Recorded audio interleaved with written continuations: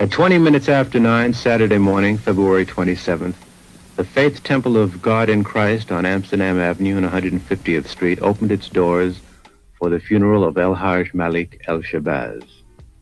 Relatively few of the 6,000 persons who were estimated there could get into the church. Ossie Davis, a friend of Malcolm's, delivered the eulogy. Here,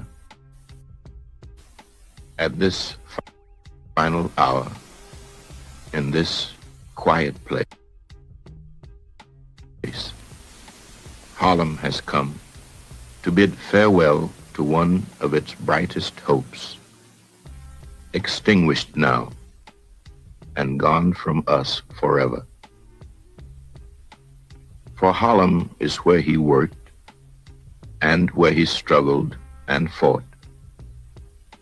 There are those who will consider it their duty as friends of the Negro people to tell us to revile him, to flee even from the presence of his memory, to save ourselves by writing him out of the history of our turbulent times.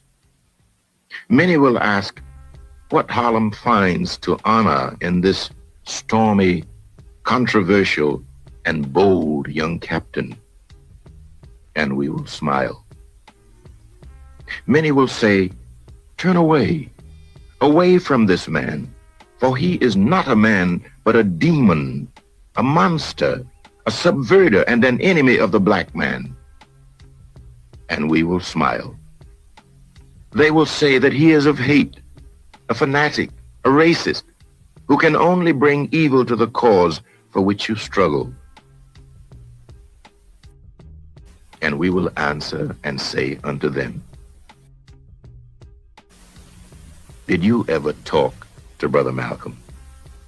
Did you ever touch him or have him smile at you? Did you ever really listen to him? Did he ever do a mean thing? Was he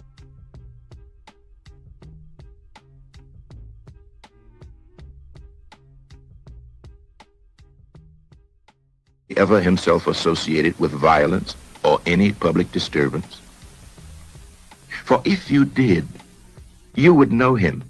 And if you knew him, you would know why we must honor him. Malcolm was our manhood, our living black manhood. This was his meaning to his people.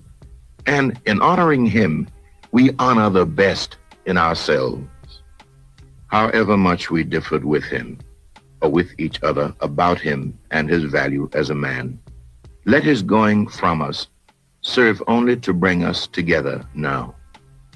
Consigning these mortal remains to earth, the common mother of all, secure in the knowledge that what we place in the ground is no more now a man, but a seed, which, after the winter of discontent, will come forth again to meet us.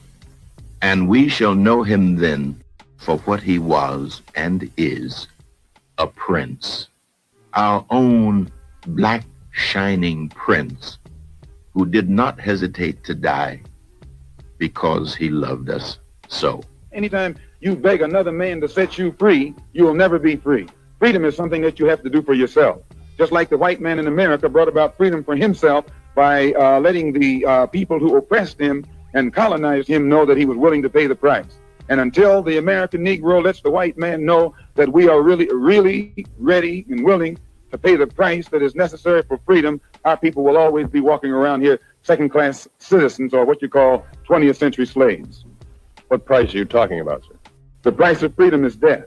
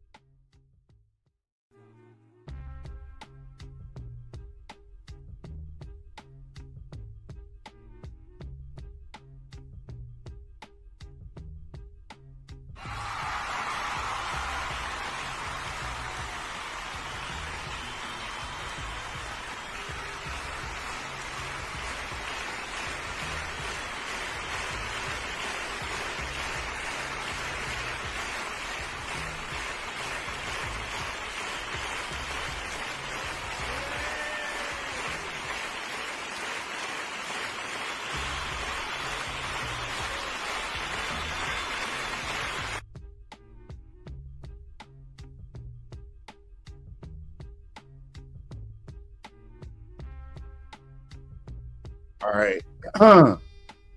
I've been managing to work a little bit of magic with this. Hold on. Can y'all hear me? Okay, I'm too loud. Maybe I'll back up off the mic. That's what I'll do. We can hear you. Yeah. So as people go around honoring the loss of life from people that meant a lot to the community, I don't want us, our community, to ever forget the people that were killed, unjustly convicted, the people that are serving time that shouldn't be, and those that we hold dear to us. The Tamir Rices, the Philandos, the Jonathan Bothams, the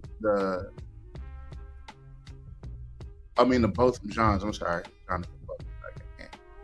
My mind's not all the way together. The Sandra Blands, the Nolan West, the Trayvons, the Briannas, the Georges, the Cyruses, Tasha Harlan, Elijah McClain, Tyree Nichols, Eric Garner, and the infinite list of those that we lost. And see, people might think I'm wrong for this particular approach, but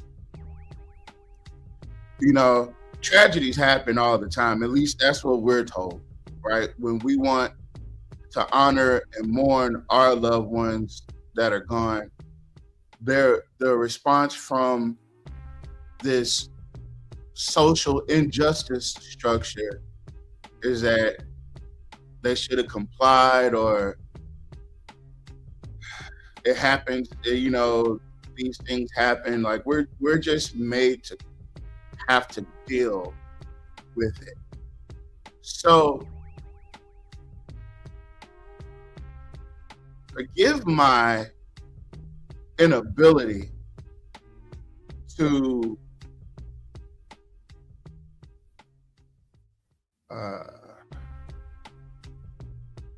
take part in the fallacy that you call selective grieving.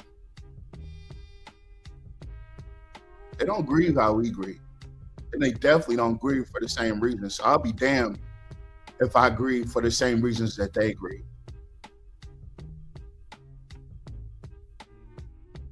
For the Malcolms, for the Martins, for the Freds, for all of our people.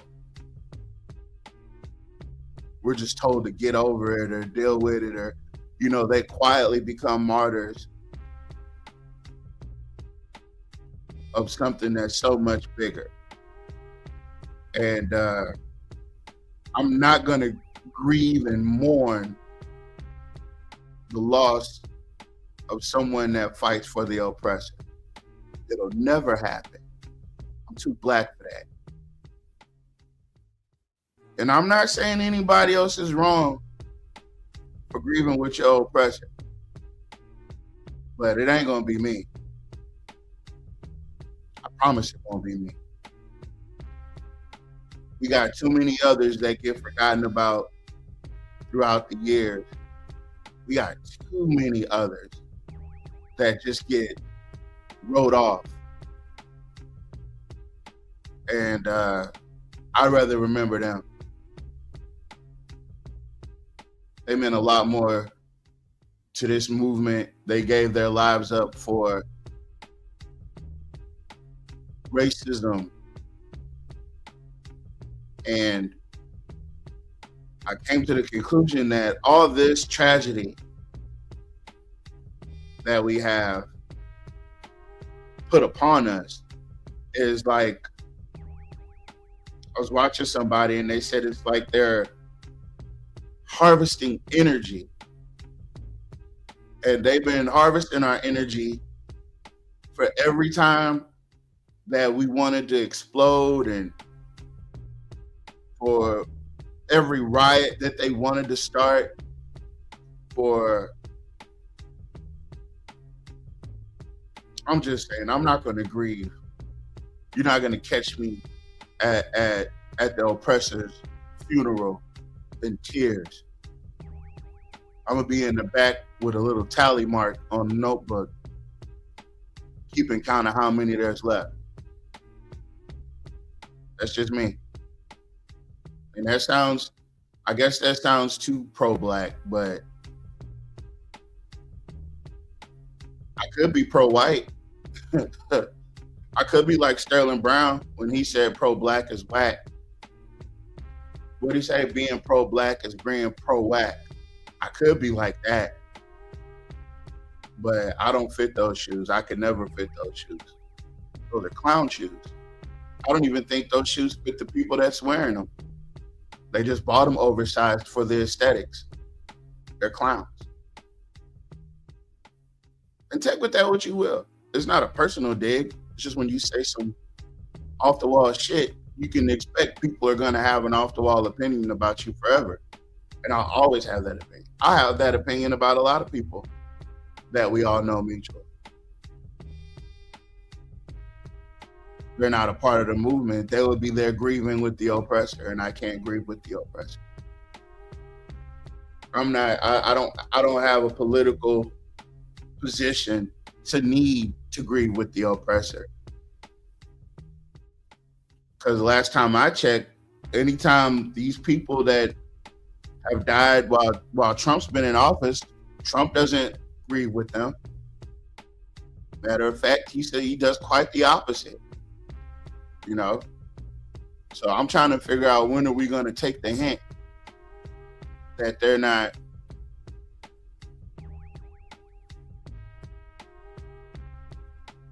we're not in the same boat, folks. And you definitely don't want to be on a boat with them. And you definitely don't want to be on a boat, period, especially given what done happened to Brother Nolan Wells.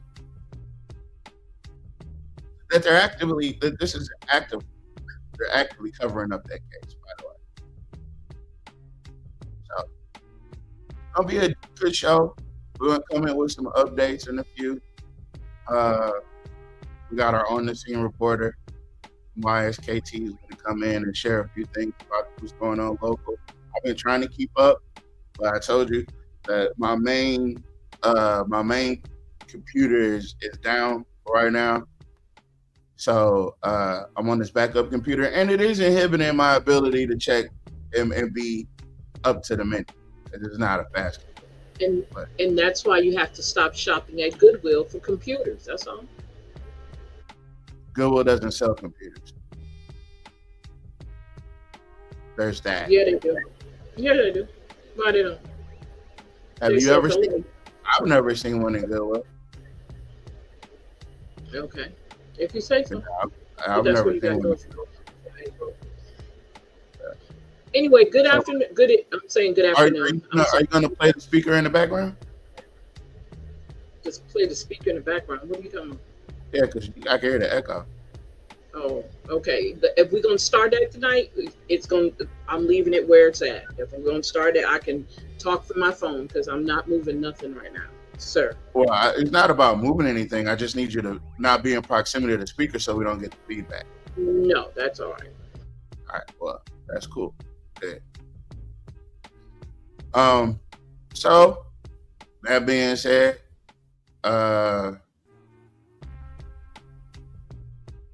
yeah, folks. We're gonna have to come with some updates. But I haven't been able to show y'all these videos that I've been wanting to show y'all. I got stuff going viral low key. On TikTok. And it sucks because I can't share it with y'all the way I want to share it with y'all. But what I can share with y'all is little bits and pieces that I am, whatever that's worth. So check this out.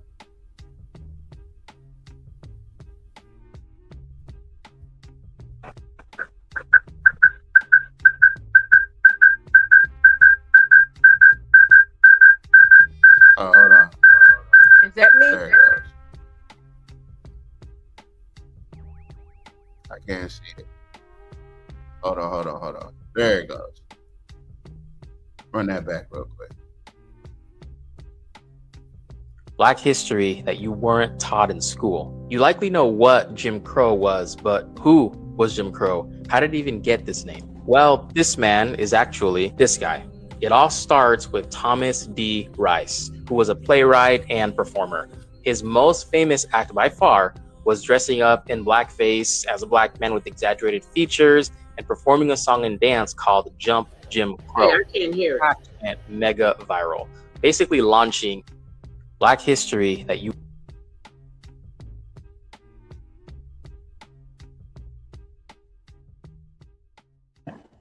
Okay.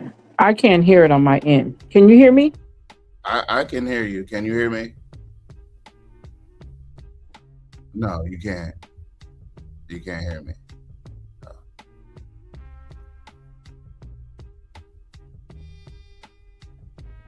Now, can you hear me? Yeah, I can hear you. Okay. All right. So I'll play this again, just in case. history that you weren't taught in school. You likely know what Jim Crow was, but who was Jim Crow? How did he even get this name? Well, this man is actually this guy. It all starts with Thomas D. Rice, who was a playwright and performer. His most famous act by far was dressing up in blackface as a black man with exaggerated features and performing a song and dance called Jump Jim Crow. This act went mega viral, basically launching. The next line was launching minstrel shows. This is the OG of blackface. This is the godfather, if you will, of blackface. And that's where the name Jim Crow came from. So just the long legacy of, hold on, I got you. Let me take care of you guys real quick.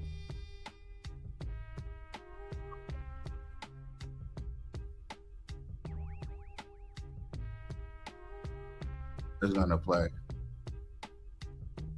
There we go. I was able to stop it. All right. Let me hit the music real quick.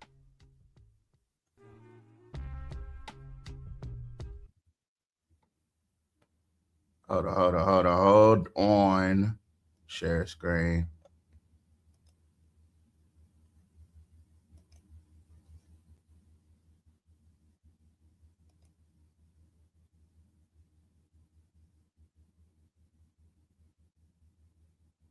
Oh yeah, make sure you guys are sharing this out. Y'all know I'm working with a handicap. They won't let me, I can't get to everything that I normally get to. But check this out.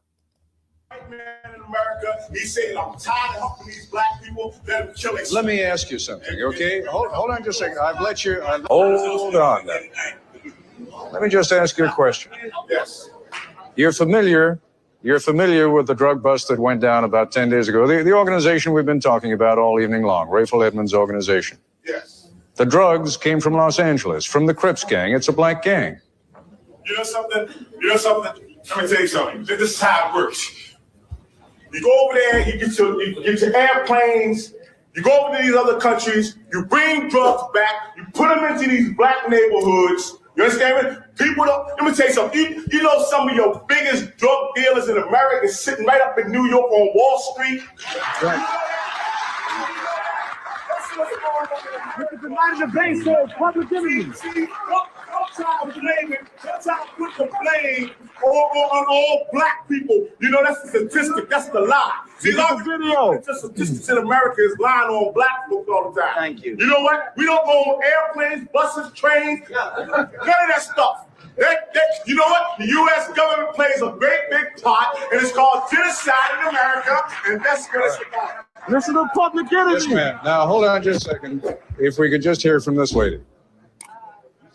I'm a psychiatrist. Hold on just a second. If we could get the mic close enough to you. You got to understand, we've got a very large hall here, and it's difficult sometimes to get the microphone to folks. Yes, ma'am. I am a psychiatrist, a general psychiatrist, a child psychiatrist here in Washington. And I'm disturbed that the program has gone on for such a long time, talking at the level of the symptom and not talking about the disease itself. But I give you credit because you started out the program talking about the Kerner Commission report. And that was 20 years ago. And President Johnson's report on violence, no less, that the number one cause of violence was racism. And racism is the major problem in this area of the world. It's the major problem on the planet. And yet we have a perfect example in microcosm right here on this program, how we have high government officials who do know, are supposed to know about what's going on, but there was steadfast avoidance of this most critical issue. And as a psychiatrist, I do know that people often avoid, truth is painful. And we don't like to talk about racism. It reminds me of Nazi Germany because people didn't like to talk about anti-Semitism. Freud couldn't talk about anti-Semitism. So 6 million people who were considered not to be white people, the term Semite means mulatto, and those people were removed because it was a white supremacy system, it was racism, and there was a subconscious attitude about destroying and removing these people. I'll tell you what, let's take a break. I'm going to come back to you because I'd like to have you explain. Doctor, we wanted to get back to you because you were talking about, and so many people here this evening have spoken about racism, genocide, plans, plots that the white community is in effect trying to eradicate the black community. And I wonder if you would try as best you can to simplify that to an audience out there that is largely white, that is watching, that I must tell you is probably surprised, if not shocked, to hear it put in such extreme terms. Well, let me say this, that 6 million Jews were killed, and it was a plan to kill them. There was a Wannsee conference in Germany where officials sat down at a conference table and planned to kill 11 million. The Semites of the Jewish religion did not believe that anybody would do that to them. And when people began to talk about something is being planned to destroy us, I suppose then also that people said, oh, that's a conspiracy, nobody would do that. Are you seriously suggesting that there is a comparable plan in the United States today? Are you really? See, wait a minute. We have to see the thing that we're not doing and the thing that we are constantly avoiding is talking about racism. Now, let me tell you what I understand racism to be. Racism is a behavior system that is organized because white people are a minority on the planet. They are a tiny minority of the world's people. The black, brown, red, and yellow people are the world majority. That's right. Not only that, white people are genetic recessive in terms of skin coloration. You see somebody like whose skin is white, if they have sexual relations with a black person, the product is colored. And there is the fear of white genetic annihilation. It existed in Europe, it existed in Germany, it exists here today. And this is why people, it's written about in the Washington Post, in the New York Times, in the Washington Times, when there are discussions that go on like this by year 2080. The majority people in this area of the world are going to be the blacks, the Hispanics, and the Asians. Oh my, we must do something about it. Mr. Cobb. Now, you see, it's the same discussion that goes on in South Africa. Let this gentleman respond. But let me just finish this quickly, and then I'll say. You've had a good long run, but so. Let me just say this: that if we understand the white fear of genetic annihilation, which was why Willie Horton could be used as a very profound symbol by the Republican Party to win its election, then we will understand what is happening to the black male in this society. The black male is the threat to white genetic annihilation. And so he is profoundly attacked in this society. And if we begin to understand that, we understand what happens to the black family. If you remove the father, then the son is wandering around confused, doesn't know what to do, will get together in a gang and ends up being depressed, getting on drugs and going to prison. And in the United States, in Washington, D.C., I believe we have the second highest incarceration rate, second only to South Africa. And so in South Africa, you have black men in the work camps and the women on the Bantu stands. And here we have the black men in prison and the women in the projects and the male children going unfathered. Now, I say that Ma'am? racism is responsible. Okay, go ahead, sir. Mr. Koppel.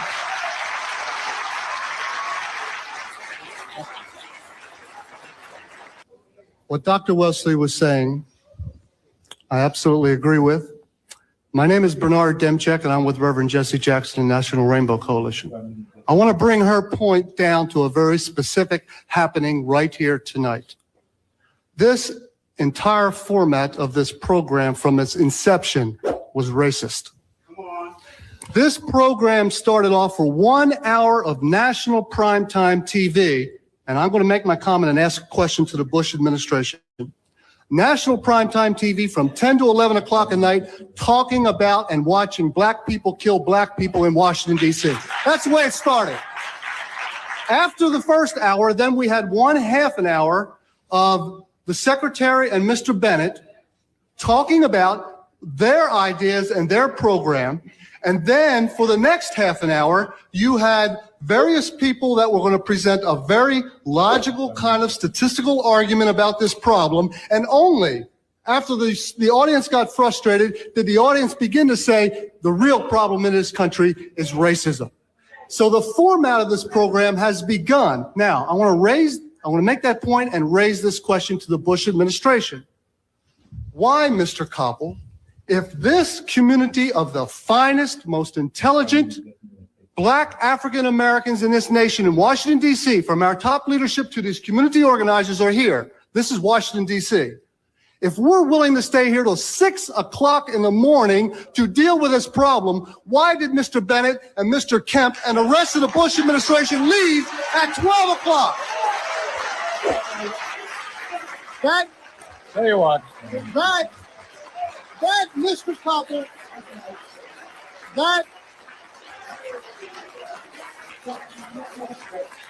Mr. Koppel, my question, very Well, quickly. now wait a second. That, Hold Mr. on. Koppel, is- Hold on just a that, second. Mr. Koppel, is my question Well, because then I'm gonna permit close me with this. to answer your I'm gonna question. ask- I'm If gonna you're close just with this if you're question. just asking You're very questions, good in cutting people off. I if wanna you're close just with this asking question. questions, My if you're question simply is, asking questions for the why purpose. did they leave? I'm asking the Bush administration. Well, why how did they about leave letting at me midnight? answer the question, because Why? I'm the one who invited them, and both of them made it very clear to me that this was a very difficult evening for them to come. Hold on. We're dying in this community. That's how difficult it is for us. I understand. I was the one who said, if you can even come for half an hour, I would appreciate it. Now, there are plenty of raps that you can make against the Bush administration if you want to. That's one you'll have to make on me. Now, the beginning of the program, you talked about it. I'm sorry, you must have been watching another program.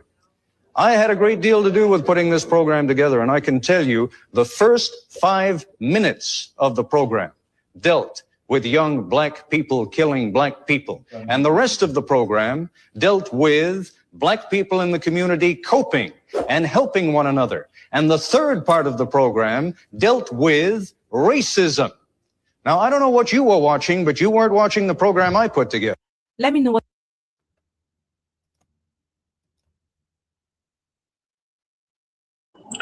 Okay, can I say something? Hold up.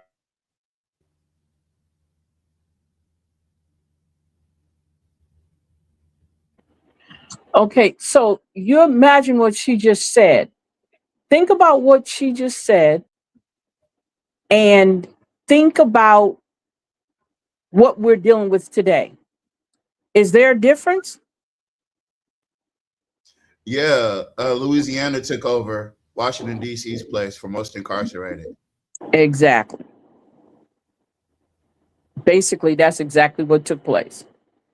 And not only that, is the same situation. I was listening earlier, I think I sent it to you in Messenger. A young man was talking about the experiment they did with rats. I remember that when I've heard that story before, where they had rats. They built a town for rats.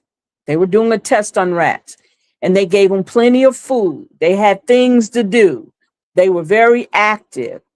And slowly but surely, the scientists started taking things away from them. They started with the food. They started with the hamster wheel, because there was a hamster wheel in there. They took that away. So they started slowly but surely taking the things away that were making these mice happy. And then they start turning on themselves. So when you take that, I'm not calling us rats. I'm using that as a metaphor. Just imagine how our quote unquote slums look, our ghettos look. What happens in ghettos when you take away, you close their community centers, right? You don't put internet in the community centers so the kids can come and use computers or tablets in it. You take away their playing equipment. You take away all the things that gives them exercise and make them feel good to do things. You take away their grocery stores. You take away their fresh fruits. You take away things that they need to live on out of their community on purpose. What's going to happen? What do they start doing? They start turning on each other. Now, if you don't think that experiment wasn't done in the ghettos toward us, you're mistaken, because it was done to us in the ghetto. We were an experiment. And the ghettos really weren't originally built for us. They were built for white folks. But we wound up in them. And they took away our grocery stores. They took away our after school activities. All the things that made us happy, they took it away. So what do? We turn to harassing, bullying, raping, and killing our own. That's what happens when you take away resources or when you block resources from coming in. You look at your community centers. How many of your community centers right now are open that you can go in and your kids can do things in them right now to this day without having to go through red tape to use one, to put on a program? Your own city council person couldn't even feed people for Thanksgiving in her community center, in her district. You remember that, y'all? Because I do.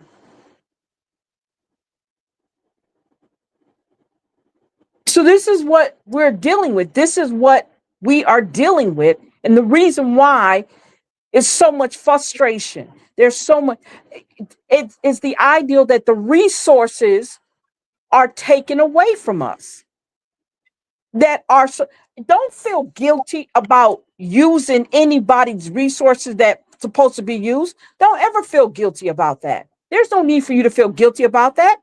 Your taxpayer money pays for it. And if the federal government says you're supposed to have it, you're supposed to have it. That's not no free welfare or anything like that. That's what the government says. That's a rule the government says, that most low-income communities supposed to have community centers in them.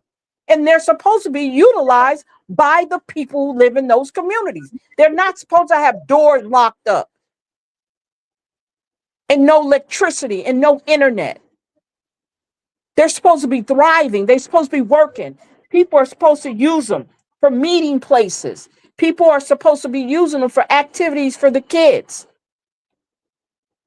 That's what those community centers are for. And that's what the federal government, not state government, federal government said is supposed to happen in Black or low-income communities.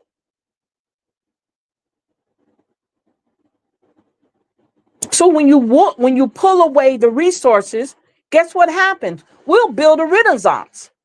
We'll add extra beds. We'll build a new prison because we know they coming. Just look how they act in the 1st and 4th grade. We can count beds from the 4th grade because their community center is not open. Their grocery stores are not in their community.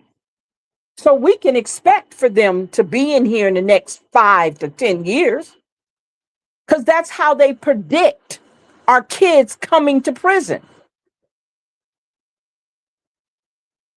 And this is not no nuance. This has been going on for years. It was a book written about it back in the 70s about how they count prison beds by how many times your child gets suspended from school or get in trouble at school. Look how they've changed the rules on behavior in school. They have what you call a zero tolerance. Why do you think the zero tolerance is in play? Because they prepping your child for a bed in a prison. That's why.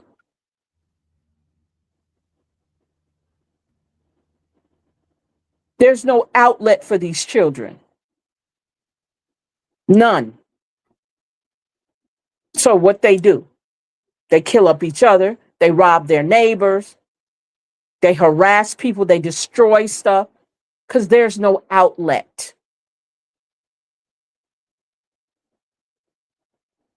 And it's the community leaders, it's the schools, it's the churches, the organizations' responsibility to keep our children off the streets in the way that's going to hurt them. It takes a village, and it takes responsible parents. And parents need to have an outlet. Parents need to be being taught how to be parents so they can handle those things when they come about. When you start having problems with your children, how to handle them. Parents need someone to talk to. I'm not talking about no preacher, because sometimes preacher kids are worst kids there is. So you can't go to no preacher talking about how to be a parent because they're having a hard time themselves. So you need somebody who's certified or who has a license to help you with your children and how you can cope when you have a problem child. There's no outlets. And that's where we have the issue at. I yield my time.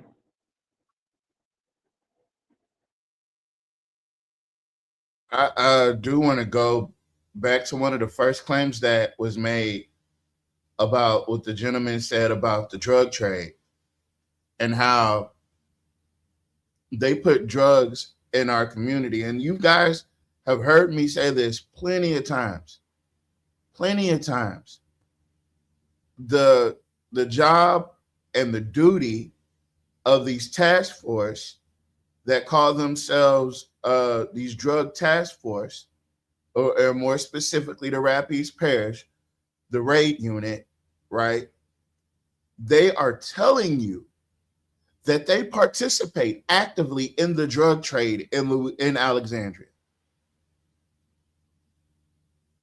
They buy it, they sell it, they set people up. They get in contact with dealers, they get in contact with the customers. They're very much so. And when the drug bust happens, they get the money and the dope. And a lot of times, I want you guys to understand what I'm saying. A lot of times, these people that get caught up and end up going to jail and going down behind this bad behavior, right? They end up taking a plea deal. When someone takes a plea deal, that eliminates the need for any of the evidence to be submitted for a trial. So where do you think the confiscated dope and the confiscated money goes back into the streets, because law enforcement, by their own admission, are heavily involved in the drug trafficking. If you've been selling dope for 10, 15 years, 9 times out of 10, you done got popped, and they're allowing you to sell dope. Especially if you still selling now. And that's just facts. We got to be more careful. We got to be more careful. These traps are set for us. They're not trying to catch Jonathan Callis drunk driving. That was an accident. They didn't mean to catch him. They didn't even know who they were probably pulling over. That's why you can't find the paperwork. But I bet if you Google my name, you can see them fake ass traffic tickets they got on me. And when I went to jail for that, the system is created to exploit us. Prime example. Check this out. If 1 in 3 black guys have felonies, And if 1 in 3 black guys have felonies, then that's just going to be more common. There was a lot of people saying that Just Pearly things were on a bunch of shows saying that 1 in 3 black men have a felony. That's surprising to think that 1 in 3 black men have felonies. Where did that come from? You can Google it. All right. So I think we're kind of seeing a little bit of looseness or shoddiness in these arguments here. I mean, that's a very, and I'm not saying that it's wrong, but that's a very stark argument, a very stark statistic that 1 in 3 black men have felonies. So it would be good if you're going to put that out there to kind of know where we got it, right? She was on these black shows and she said that, and nobody checked her ass because nobody's actually done the research to prove her wrong. So when you get these white folks on these platforms like Steven Crowder, like Just Pearly, who don't do the research themselves and also can't even tell you the statistics for their own race of men. It's kind of weird to know the stats for black men and not know the stats for white men. Is that a little weird? Do you know how many white men are felons? Not off the top of my head. I know I've looked it up before. Do we all see kind of what's going on? If you want to present yourself and like, hey, I know what I'm talking about. It's weird to know how many black men are felons, but not to know how many white men are felons. But then that white. Do you want to just Google it? You can Google it if you want. But you're the one making the argument, not me. That's how you know somebody is racist, and you should not be rocking with them. I don't know why I got to keep telling the black community this. Are y'all that hard up on getting clicks, likes, and views? Where you gonna sit there and have an openly racist woman on there to spew this dumb shit, and you not gonna do the research for yourself, and then not ask her, can you tell me the white men's statistics on grape, on child, essay, on how many times they swing on their wives, drug use? Why you can't tell me none of your people's statistics, but you citing this black stuff? That the 1 in 3 narrative came from older research about the lifetime risk of imprisonment for black men born in the early 1980s. It does not mean that 1 in 3 black men alive today are felons. The newest Sentencing Project report, like I reported, shows black men born in 2001 now have a 1 in 5 lifetime risk and not a 1 in 3. And that was one of the sticking points where I was telling you guys that you need to be proud of these millennials and the Gen Zers, because they are primarily responsible for decreasing these rates. The 1 in 3 black men are felons line is outdated, inaccurate, and is often used as a racist talking point to exaggerate criminality in the black community. If 1 in 3 black guys have felonies, and if So let's dig in a little bit, right? You got this class of racist white folks who try to skate by on gnarled inaccurate statistics, right? And they paint us all with the wrong information that she knew that the information was incorrect when she said it. But that did not stop her. Being accurate does not stop these people, or being inaccurate does not stop these folks from being racist. So clearing up any statistical error with them, like to their face, unless it's on a public platform, it's for naught. They don't care. They're probably getting done talking to you and go tell somebody else that lie. They'll probably jump on another post, or they'll probably share that lie with somebody else that won't look up the information. Now, I will tell you some information that did get looked up. Hold on, let me see if I can kind of zoom in. 1 in 3. Right. I want you to pay attention to these mannerisms. Do you see, like, the whole time he's talking, she's looking at something or trying to look up something on the computer. And her eyes, look at her eyes, just all over the place. She's basically trying to find a way out because she knew she stepped into some shit because he called her on it. And a lot of times you see that look on her face, that fucking just giggle it off. Now, if I got on here and I told y'all that white men lead in suicide, y'all would be like, that's wrong. I'm right. I know they take themselves out at a lot higher rate than anybody else on the measuring stick, right? Now, there are some other statistics that they lead in. That's why I don't like having this conversation about statistics with people that don't know the numbers. Because if you don't know the numbers, you'll never know what he's about to show. And I have these numbers for myself. I know these numbers for myself, but I'm going to use his reference point. When you get to talking about actual crime, actual criminality, actual degeneracy, when you get to talking about 71.3 to 85% of all bestiality cases are white people.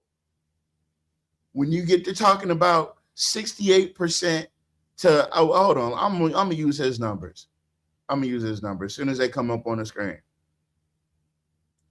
But when you get to talking about the trafficking, when you get to talking about, is this it? No, that ain't it. When you get to talking about the trafficking, when you get to talking about the prostitution, when you get to talking about, every day I have no less than 30 stories on a daily basis. Hold on, here they go. So, by the numbers, white males are 28.4. I gave them 21%, but 28.4% of the U.S. population. They make up 69.8% of rape arrests. They make up 65.3% of arrests for offenses against family and children.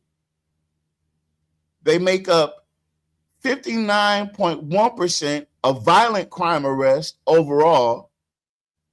And they're over 50% of prostitution and vice. They're all, this is the numbers we don't talk about. These are the numbers we don't talk about. So when they try to throw the criminality of black people in our faces, it's literally just a diversion tactic. It's a whataboutism, if you will.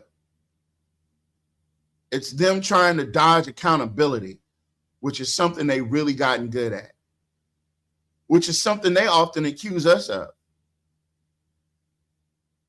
That's the new narrative, that black people, we dodge accountable. We're not accountable. We're not being held accountable, or we don't hold each other accountable. Because that's the type of shit they say about Carmelo, right? The fact that we feel that young man had a right to defend itself, and he defended himself, and we're still supporting him, that shows that we lack accountability and we aren't holding Carmelo accountable. Well, where are the people holding white folks accountable? Where are the people putting out these numbers on them? Why do they know so much about us?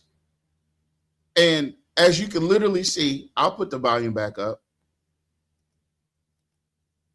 Say on how many times they swing on their wives, drug use. Why you can't tell me none of your people statistics, but you citing this black stuff? That the 1 in 3 narrative came from older research about the lifetime risk of imprisonment for black men born in the early 1980s. It does not mean that 1 in 3 black men alive today are felons. So again, all I'm saying is this: don't let these people play in your face. Don't allow these people that were elected to represent you ignore your needs. Don't allow the system where you got what's that man named, the school board superintendent, Jeff Powell, who homeschools his kids. Don't allow that particular school system to railroad your children or shortchange your children, because that's what the system was designed to do. But it's just to you, and it's just to your children. That's racism.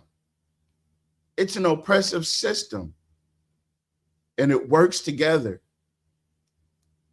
It cooperates. It corroborates. They come up with these stiff-ass, stupid-ass talking points to stick to. You got people chasing crime so you can see the crime. That's their niche. Every now and then they dip off into politics, but their niche is literally reporting on crime and bombarding you with crime. No solutions. That's their level of participation, to exploit. And they look like you. They look like me. Kind of, sort of. I look way better than several of them, but, you know, I still have hair. It's just a matter of, man, once you see the system for what it actually is built and designed to do, you'll start being able to kind of spot these things, these inconsistencies. You'll be able to see how it's systematically set up, how racism is the theme of the South.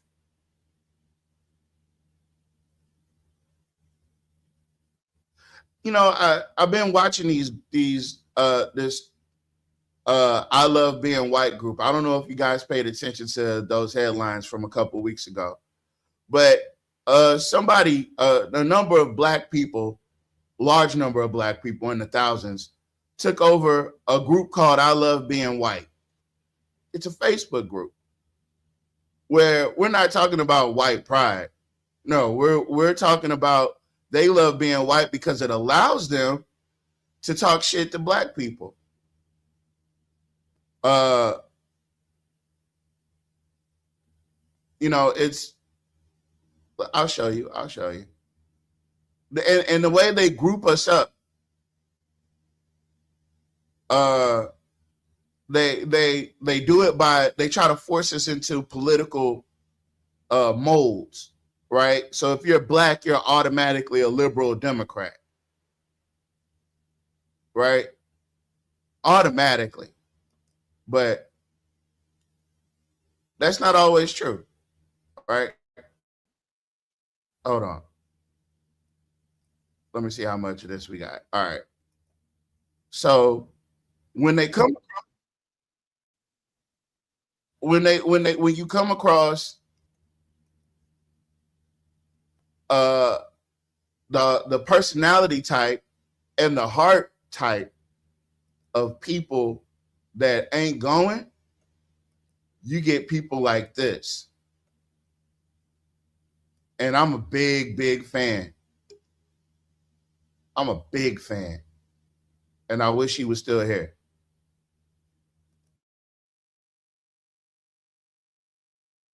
I got voted in. Who you talking to? You gonna let me? I got seconds left. I want you to know. Ain't she crazy? How many seconds? Why you? I'm counting your time. Miss Galloway, I'm gonna rule you out order. You keep talking so much. Do I have the floor? Do I? Yes, Do you I? do. You have the floor. Thank you very much. What a fool. We have got to help the city of Flint. We have got to move the city forward. We have got to vote yes on this. Thank you. Miss Herkenroder, you the reason that I'm gonna vote the way I'm gonna vote, because you tried to put words in my mouth like I said you was a racist. You got to stop doing that. You got to stop doing that. Ms. Fields, please be very careful in that area. Please. All Be I very said, careful. there was mediation and You there were told people in rooms. details of That's who not in what confidential. room and how many. But I am and what. going to finish saying this. Well, go ahead. That's fine. Do you? It shouldn't be fine. We got folks sitting in business, I'm and the chairperson. I wouldn't care if you was the chair, the sofa, the TV. You gonna follow these rules. Because you're not gonna direct this meeting. You're not gonna monopolize everybody. You're out of order. Now say another word. You put your finger up here. You out of here. You out of here. Go. You won't give me or nobody else the finger sitting at this table. You're out of here. I'm gonna let you talk. Who you talking to? You go. When you find people that ain't going, oh wow, okay. When you come across people that ain't going, right? That's not falling for the okie doke. That's not gonna sit up there and allow racism to take place in their presence. When you got people that aren't going to stand for it, and those people have been duly elected, you got to stand with them. They standing up in spaces where most of us would cower or wouldn't even know what to do in that space. So I respect Black candidates that run, some of them. The rest of them I don't, and they know who they are. And if it ever comes down to me having to say names, it's gonna be some shit. So y'all should know who they are too. But I'm gonna turn it over. Why is KT, if you're available, to kind of give us some updates on some things that they might have missed in the news, and how they can get in contact with YSKT if they want to. Hey, so I was hoping you were able to go to the page because I'm not on my computer, because I'm trying to be nice to you. You understand? Like, you gotta prep me and let me Yeah, know ahead of yeah. time. Yeah. Well, listen, you're either gonna be ready or you're not. Are you ready? I ain't no celebrity. Oh, that's true. You're not Thank you. famous. I don't have no check mark. I ain't none of that. You feel me? So Since you ain't got no with that, I was just doing a lot of research. I just had to go back and go back in those minutes. I took a small little, break. So I had to go back to some meetings I hadn't been to or hadn't looked at. It wasn't too much going on, but it was some things I noticed, a lot of things with people being appointed to the Alexandria Zoning Commission. I didn't hear anything about that on any other page. which One post is that? second.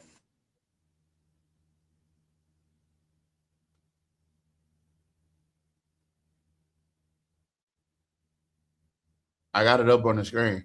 You see, dogs be acting up when you're on the phone. Yeah, Mama got the same problem. Can y'all hear me? Yeah.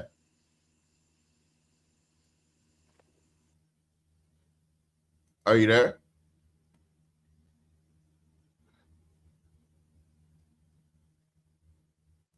Hello? Okay, she got to come back out and come back in.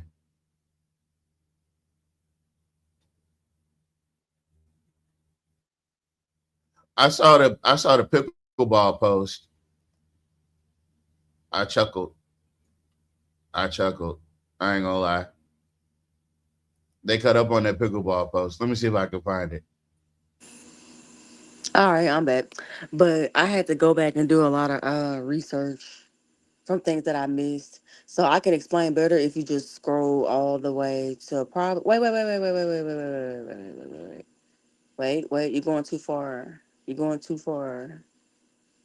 So go all the way back up to the post of that sign, the picture of that sign of the place the new residential place that's gonna be built on Versailles. That's where I started back, hitting them with that fire, hitting them with that Okay. boomerang. Let me see. So yeah, you're gonna scroll. Yep. Scroll. Oh, I just you back seen at the it. top. There's the pickleball one. I want to come back to that. I just seen it. There you go. Wait. Okay, there you go. So that's where, I threw my little yeah. So this is where it's a lot more places people probably don't know, because like I said before, a lot of people hadn't even been on this side of town. So they don't know what's going on over here. But when you see, how you think other people feel when they see nice things like this being built, and that's not on their side of town again, and again and again and again. It could be a corner store. Like, it doesn't matter what it is. Like, how do y'all think other people feel? They don't give a damn how you feel. They just built a residential community. Now they building another one, regardless if it's replacing another one or not. They're still building it. Okay. They could have been rebuilding the one that they were trying to replace. You see what I'm saying? But instead, y'all decided to, build it on Versailles. Like, let's be for real. Everything on Versailles looks the same. Has the same type of build. Has the same type of fake colors. Like, I'm not impressed. It's the same aesthetic. They're trying to Yeah, build the same aesthetic. It's completely different from the rest of the city. They're working on building themselves away from the city. Yeah, because when you come down 28, like when you're coming from, let's say you're coming from Leesburg, you're coming from, that way, and you come on that end, they got Johnny Downs on your left, right? Like, oh wow. You keep going, look, you got nice gas stations, uh you got Walmarts and new dealerships, Whataburgers, and it's nice, right? Because you're coming in from that end. You're coming in from 28 West, which is where they're building at. And all you got to do is turn on Versailles and, oh, wow, and spend the rest of your day there. You don't have to go anywhere else. Why go all the way to the mall? You see what I'm saying? So. Yeah, we'll go to the mall for what? And I think what they're trying to do is they're trying to build out. That's what Reignite is all about. They're trying to build out that landing strip that takes you to Versailles, that takes you down 28. That's exactly what I was saying. Going to 7. I was just saying it from, 28. What is it going to be? East. Right? Because to avoid you turning left or going straight across 28 West, which will bring you to the black neighborhoods, they are encouraging you to turn right. And when you turn right, exactly, you're going to get your the hotel motels, which we heard that they're not reporting a lot of those crimes, which the raid unit also operates out of one of those hotels right there. Y'all may not know it. You might believe me. You might not believe me. But there's only one place that I know in Alexandria where people are ODing in the hotel rooms, and it's not an epidemic. It's not a problem. It's just another body. You talking about that place where you I'm talking about rent that a week place. Everybody knows it. Oh, well, I'm just saying it, just in case. I mean, I'm not scared to say it. Oh, well. I just don't remember the name of it. But yeah, it's very strange driving that way, because man, once you start seeing people sit on the damn Look, the little green thing that be outside just chilling and taking a smoke break, that's a place you don't want to be. Yeah. And the truth of the That matter used is, to be, hold up. she likes listening to herself. That used to be the Days Inn, and me and your auntie used to work at that hotel back in the day. That's when it was a clean hotel, but it has changed a lot. And so, you know, they're trying to build out that corridor. Oh, excuse me, hold up. Let me clarify working, because I don't I don't. We work the front desk, okay? I just want to let y'all know we were working the front desk. We weren't Golly, working you it. too good to be a housekeeper? I wasn't built to do a housekeeping work. I've always been Yes or no? administrative. Yes or no, man? Yes, I am. Okay, I just want to know. That's no rub on housekeeping. I just hope that y'all are doing it. You can't speak for her.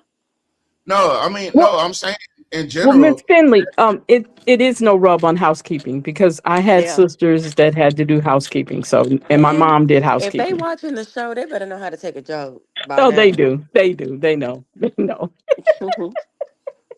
That was a good one. I have to give it to you. Thank you. And so, you know, the whole conversation that we're having right now, for those of y'all just tuning in, we're talking about the matters of the city, right? Because now we always talk about matters of the city, but now that we know that we have candidates that have skin in the game, we got Brother Greg, we got Brother Malcolm, you know, we got people that are able to hear us, right? They can hear us now. Like we got people that can listen, and now that they can put our thoughts and what the community wants, they can put that on the big stage. And we don't no longer have to be relegated to just discussing it on the show and being upset about it for weeks on end. We can it almost feels like we can get our grievances heard. A, because I know that they listening, but B, I know that if Malcolm is listening, he's trying to hear what we're saying to hear us. If So Jock Tim, is sorry. what?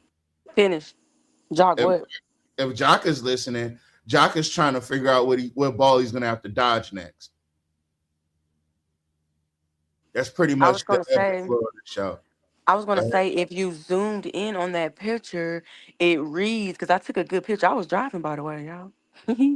But anyway, if you zoom in, it tells you exactly what it's gonna be. I can't read it because I don't have my glasses on. And It says a skilled nursing facility providing full service for long-term care and rehabilitation services, managed by Pathway Management of Louisiana.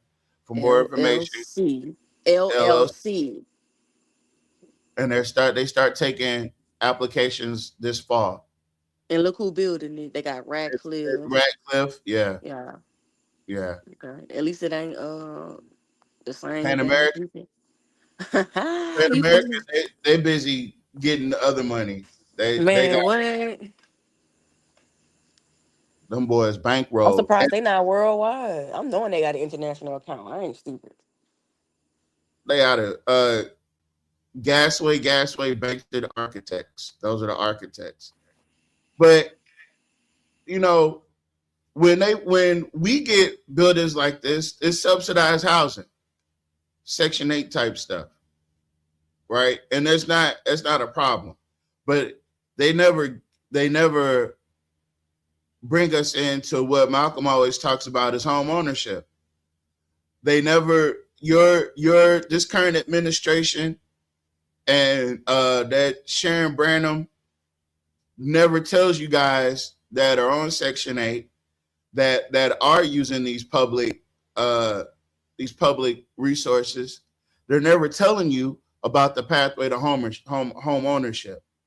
right? And I'm not even saying that ironically because the word pathway is on the screen. I'm literally saying that is the whole setup for Section 8 is supposed to be for a pathway to home ownership. But as you go through city after city after city, back to what Ms. McCall was talking about, is projects. And that's what that was. The rat thing, with the mice and that was a project. That was something they were trying to see. When you were in elementary school and you did your science fair project, that was just a representation of something that you thought of, something, a point that you already know is true, and you're exemplifying it.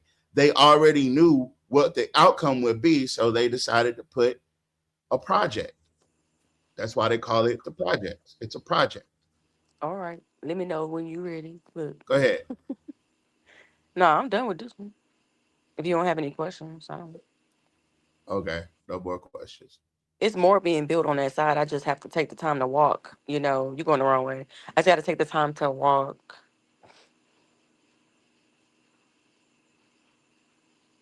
Hold up. There we go. Yeah, you're going the wrong way. What you mean walk? You better not be caught walking over. I'm going to do that just because.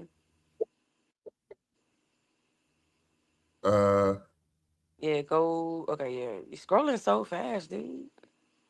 What in the No, it's world? because the computer is clipping out. Okay.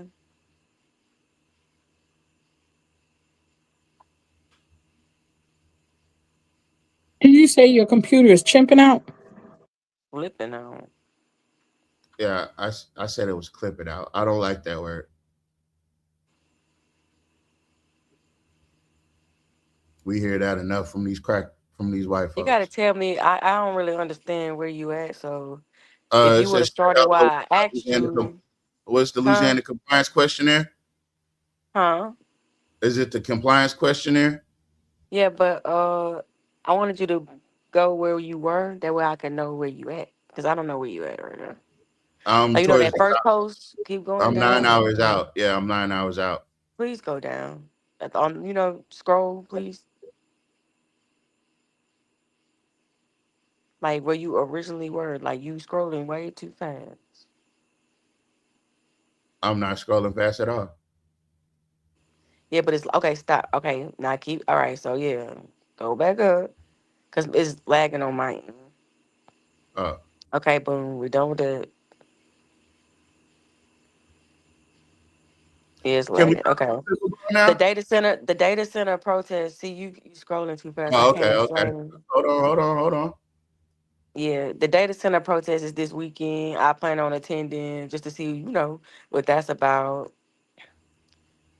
I've only been to like a Black Lives Matter type, Right. protest. So I want to see what this is going to be about, what the turnout may be. So I plan on getting up to go ahead and do that. So information is on YSKT, y'all. You see the. Yep.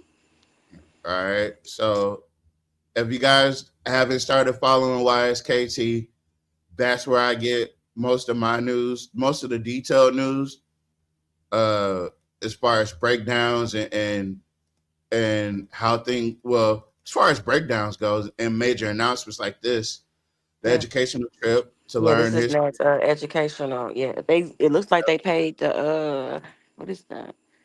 It's already, I think, the Spangler bus thing. Yeah, the Spangler bus tour. Goodness gracious. Yeah, the Spangler bus tours. They said what's the due date on that? It's $65 a person.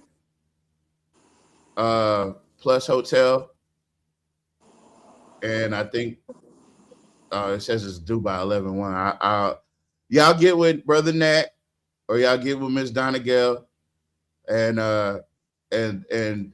y'all can get the details on that. Okay. I was scrolling with my mouse. Wait. Go back down. Like scroll down, please. Scroll down. This one, what does that say? Have you heard of this company before? Oh, Pan American. Yeah. Okay, so boom. Oh. So Pan American Engineering. Okay. Oh, go ahead. No, I can't even see it. I'm not gonna lie to you. Okay. So it says, have you You know heard? more about it than I do. I just did my little research and, Pan American Engineers, LLC, is right here in Central Louisiana on Jackson Street. It's the sole engineer firm for the city of Alexandria government and also more organizations. And they receive 85 to 90% of the contracts for the city of Alexandria. Pan American Engineer is a privately but held read what I company. said in quotations now. That's my estimate. I didn't say that was correct. Oh, okay. All right. Thank you. Pan American Engineering is a privately held company that operates in the commercial and industrial engineering industry. Pan American Engineering was founded in 1927. It is also headquartered in Alexandria. Here's some of the projects that they worked on. Johnny Downs, replacement of the OK Island Bridge, the Compton Park and the Compton Park Drainage Basin, the I-49 regional section, the Horseshoe Drive Overlay Project, the refueling station at AEX Airport. And she says that this doesn't even hit the nail on the head. Pay attention to the minutes from the city of Alexandria, Rapides Parish School Board, and the Rapides Parish Police Jury, and you'll begin to notice why this engineering firm is worth between $10 to $50 million. And that's a big gap, but I know it's way worth more than that. They just shitted out $10 million at the last city council meeting. They're about to get a contract for $7 million, if I'm not mistaken. They're upwards of $500 million. They gotta be by now.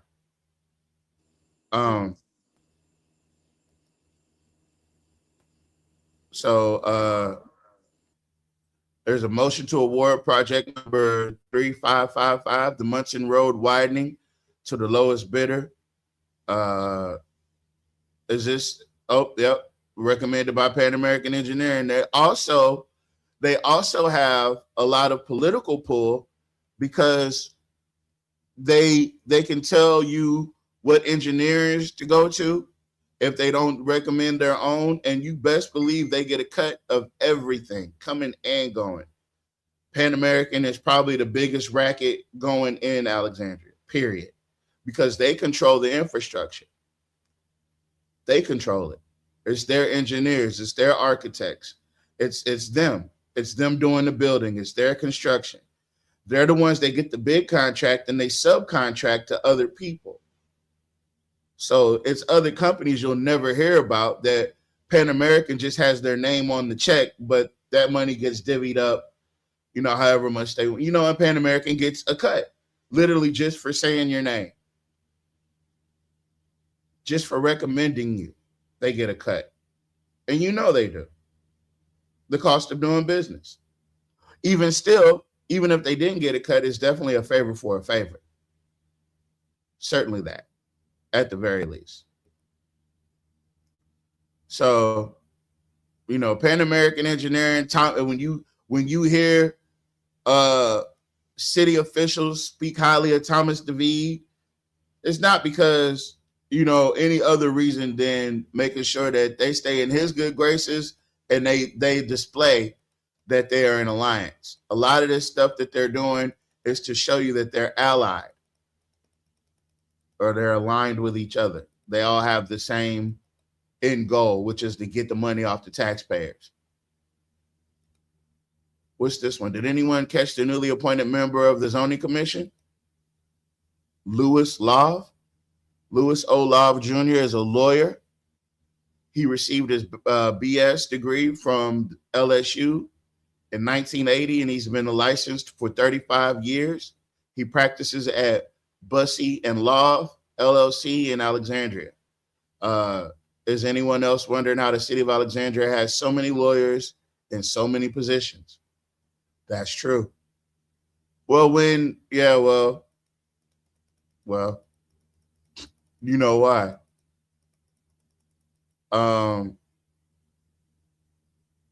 Did you want to go through the compliance questionnaire? It's not a lot, trust me. I feel like that's why people being lazy. Trust me, they missing out. Read what I said, please. I can't see it. It says that our current population. Wait, this is due yearly and is required by the Louisiana Legislative Auditor. How much of this information do you think is accurate? Just look. It says that our current population is estimated at 46,005. I wonder if this includes the homeless population and deceased victims from shootings. In no way do I believe that all these statements should have been marked as yes. Open meetings law. The city of Alexandria said that they have complied with all provisions. And, well, there's the census information. 46,005, which is the letting you know that the population is decreasing. Yeah, significantly. It is true that no employees or a code of ethics laws for public officials and public employees. It is true that no employees or officials have accepted anything of value, whether in the form of a service, loan, or a promise from anyone that would constitute a violation. And RS 42-1101-1124. It is true that no member, they checked yes, by the way. It is true that no member of the immediate family or any members of the governing authority or the chief executive or the governmental entity has been employed by the governmental entity after April 1st, 1980, under circumstances that would constitute a violation of RS 42-1119. They also checked yes, but I don't know about that. Accounting, audit, and financial reporting.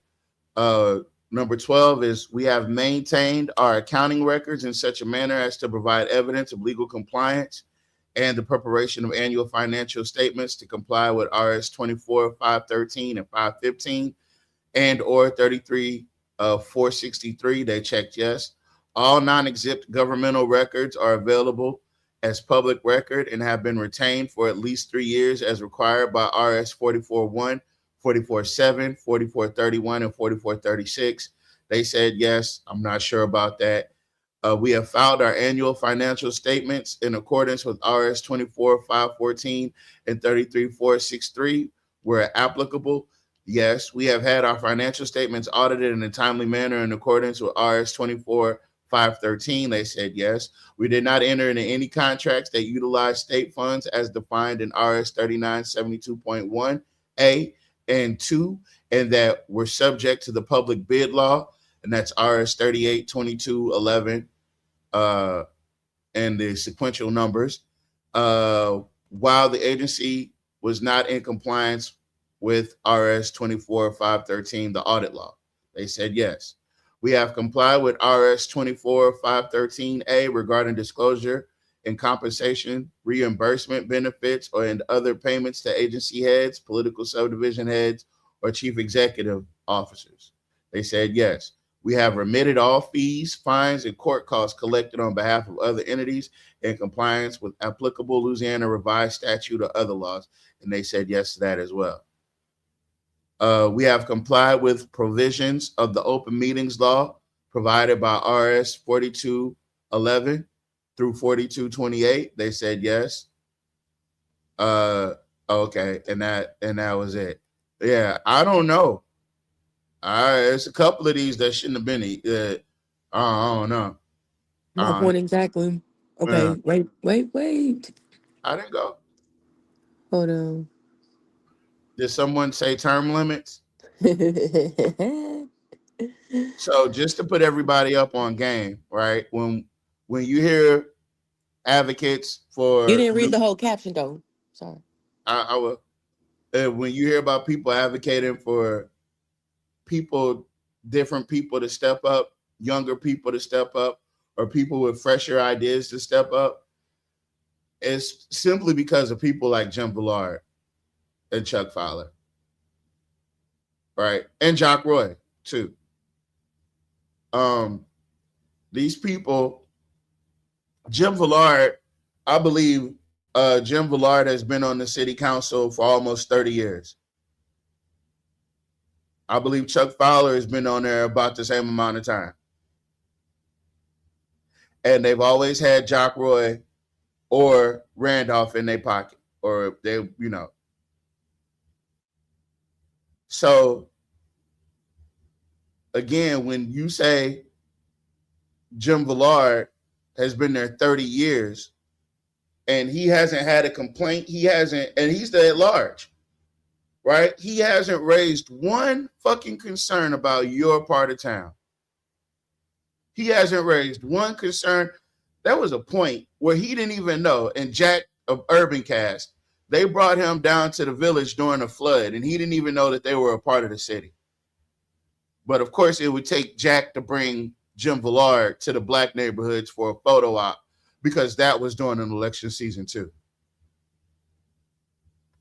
He brought him down there for a photo op during a flood on top of everything else. I'm shaking my head. But as so it goes, right? His term expires in October of this year, because in November of this year, Alexandria has an opportunity to put a fresh voice on that dais and actually have somebody that will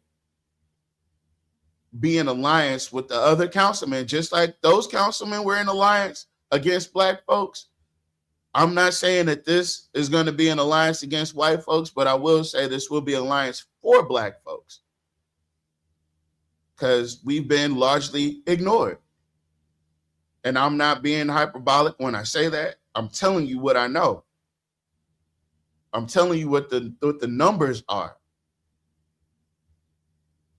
30 years on the city council, and you've done nothing but what? For who? You voted against the you voted with the gerrymandering. He never spoke up. He wasn't that fifth vote that we needed to override vetoes when Jeff Hall and Jock Roy was attacking the black councilmen and the black community at large. Jim Villard wasn't up there advocating on behalf of black folks. So if you black folks get out there and you vote for a fucking Jim Villard, then I don't know what else to tell you. Especially when you have people like Greg Scott that's already been doing the work and been studying the work and been going over the numbers and is versed in this right now. So the caption reads, "Here is when everyone at the COA is up for election. Qualifications are in August and elections are in November." Jules just got back on the council. I think this was like Jules' third time being elected. Malcolm just got on, and technically I believe this is Malcolm's second time being elected. Yeah, I think this might be his second time being elected. You know? And you would think that it was longer than that, but you know, the first time he ran, he didn't have to run because he was taking over for someone else who had left the seat and moved on to another position, which could easily be his path, because his brother, Mr. Ed Larverdane, our state District 26 representative, when he moved up to the state rep position, right, then, you know, Malcolm was the replacement. And then, you know, Malcolm hopefully will move on to the mayor's position, and we can find somebody just as good as Malcolm is to fill that seat. It won't be Reddick's. It'll never be Reddick's. Reddick's, you can get that out your mind. It'll never be you. Yeah, I just want to make that plain. Reddick's, it'll never be you. You as long as the people that I know are saying no, it'll always be no, sir. Respectfully. But you know, it comes a time where you gotta change it. And when you can't change it, you gotta do a complete overhaul. If your engine is knocking, you gotta, you know, and you don't know what's going on, and come to find out, your damn engine, the piston in your engine been hollowing out the hole, and it's been scraping this metal flakes in your engine. You gotta take the whole entire engine apart, damn near trash it, and start all the way back over. You know, that's a car. That's for my car enthusiasts. But if a rug is so stained that it's beyond repair, you got to cut the rug out and you got to lay down a linoleum, or you got to lay down a new carpet. And that's for my carpenter people. You know, I don't know how to put it in women's terms. Give me something women run out of and they need to do it again or start over. Something practical. A man. All right. So what? Oh, I knew she was gonna say that. All right. So women, if you're dating a man that ain't doing shit, you know, do your due diligence, do your background work, do the self-healing part, and get you somebody that's more fit for the script. You know, run your strict program. Maybe you'll run into somebody with a strict program as well, and y'all can be strict on each other. I don't know. But either way it goes, it's all about Kevin Samuels. It's all up. No, I'm not Kevin Samuels. I'll never be that. Yeah, Kevin Samuels needs to stay right where he at. But yeah, it's all about renewing. It's all about starting over again. And if you guys don't realize that you're in a situation where this needs to happen, I got to tell you, you're in a situation where this needs to happen. You need to reset. If you're going to redo anything, you need to reset. You don't need to restore anything. You don't need to reimagine anything. You don't need to do anything but reset. That's what you want to something, reset. That's what you can do. Reignite the hell out of here. Let me see if I can finally get to this pickleball court. What is this? There we go. Oops. Okay. Hold on. You know, real quick, I want to say something about the Reignite situation. It's not enough people. You know, let me say this too. You know, we're protesting the data centers, right? But we're not protesting Reignite. That's because the Reignite. I am. Yeah, the Reignite thing, right? Everybody's essentially, for the most part, I'll say it's about a 75-25 split on the people that approve these data centers, right? But this perception that Reignite has all this groundswell of support already, and this forced participation is almost like brainwashing to convince you that this is the best step. And I don't like feeling like the information you're providing me is trying to brainwash me. Like, allow me to make my own conclusion. But when they told y'all to show up to the mall and they already had the A, B, C, and D for you, that means that you didn't really have an input. You didn't have any input. They already had Zero. It was already there. Yep. You had no input. They had all these cotton balls so you can make choices. It's a difference between input and choices. That was a performance. Yeah. I'm going through the comments. Hold on. Oh, You know you gotta Jeff click Butler? you gotta click that view all or whatever. Yeah. They You got kinda Jim filter Butler on your everything shit? Who? Oh, hell yeah. News.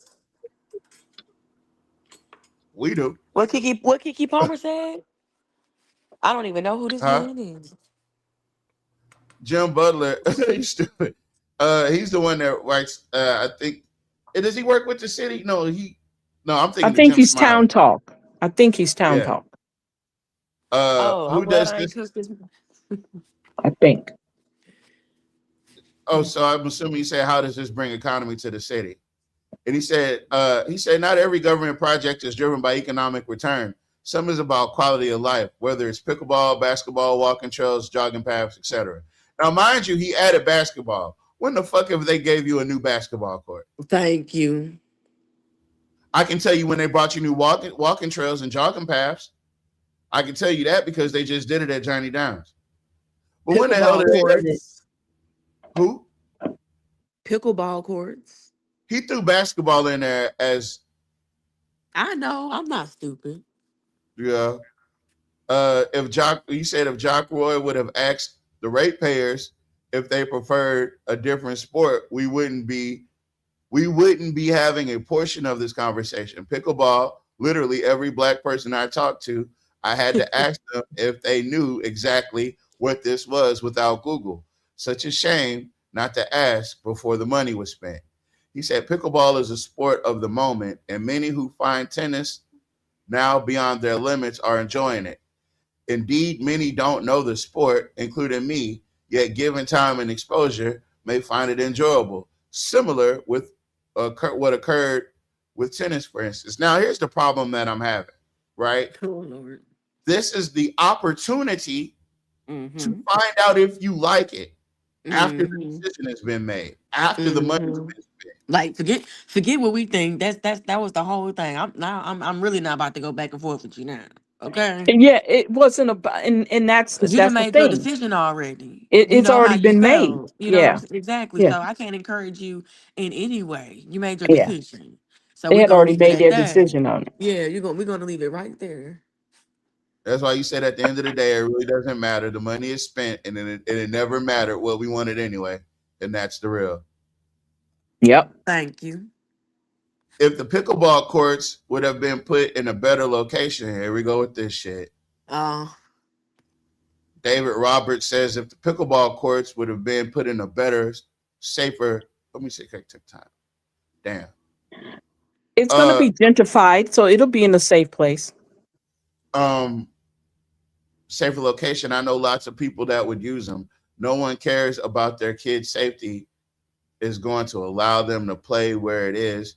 Drive out to Ward 10 on a summer night and see lots of kids playing pickleball with no fights and no shootings. YSKT says, good for them. You would have to take that up with Mayor Jock Roy. It was his decision. People that I know nothing about this, and we absolutely don't need it.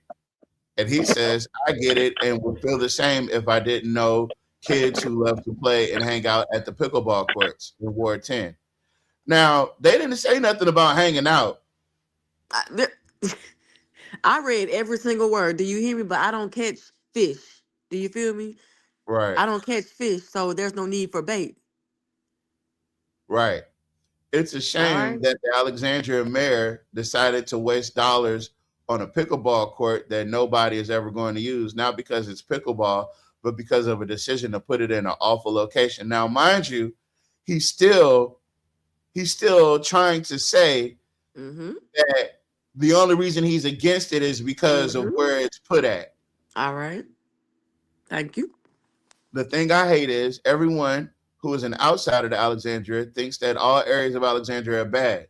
I'm born and raised here. Yes, things have definitely gone downhill, and we've had the same mayor into the revolving door for 16 years.